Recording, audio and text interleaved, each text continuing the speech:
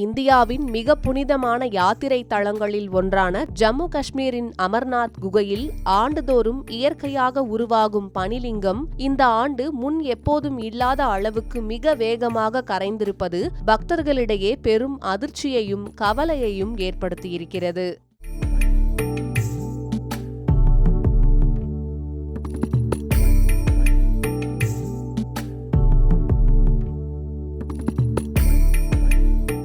Petra, India's premium still dose. காலத்தை தாண்டிய அழகும் உறுதியும். கடல் மட்டத்திலிருந்து சுமார் 12,746 அடி உயரத்தில் அமைந்துள்ள இந்த குகையில் உருவாகும் பனிலிங்கம் அமர்நாத் யாத்திரையின் முக்கிய ஆன்மீக அடையாளமாக கருதப்படுகிறது. ஆனால் இந்த ஆண்டு வெறும் 6 நாட்களிலேயே சுமார் 90% வரை பனிலிங்கம் உருகியிருப்பது பல்வேறு கவலையளிக்கும் கேள்விகளை எழுப்பியுள்ளது.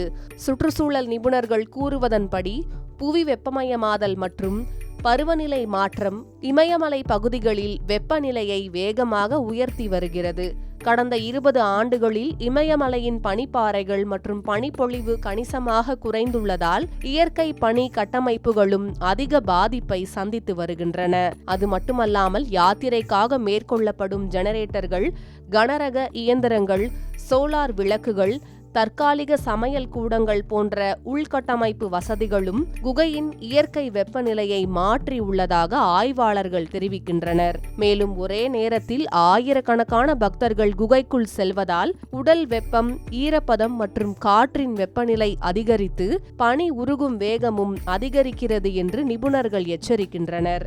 இதனால் தினசரி யாத்ரீகர்களின் எண்ணிக்கைக்கு கட்டுப்பாடு விதிப்பது, அதிக வெப்பம் உமிழும் உபகரணங்களை குறைப்பது, குகையின் இயற்கை சூழலை பாதுகாக்க கடுமையான சுற்றுச்சூழல் விதிகளை அமல்படுத்துவது அவசியம் என்று சுற்றுச்சூழல் ஆர்வலர்கள் வலியுறுத்தியுள்ளனர். இந்நிலையில் பனிலிங்கம் கரைந்த பிறகும் யாத்திரை தொடர்ந்து நடைபெற்று வருகிறது. ஜம்முவிலிருந்து நேற்று மட்டும் 9,000க்கும் மேற்பட்ட பக்தர்கள் பால்டால் மற்றும் நுன்வான் முகாம்களுக்கு புறப்பட்டனர். இந்த ஆண்டு யாத்திரை தொடங்கியதிலிருந்து இதுவரை 2,30,000க்கும் அதிகமான பக்தர்கள் அமர்நாத் தரிசனம் செய்துள்ளனர். யாத்திரை ஆகஸ்ட் 28ஆம் தேதி வரை நடைபெற உள்ளது. அமர்நாத் பனிலிங்கம் வேகமாக கரைந்தது ஒரு ஆன்மீக நிகழ்வாக மட்டுமல்ல, இயற்கை நமக்கு விடும் எச்சரிக்கை மணியாகவும் பார்க்கப்படுகிறது.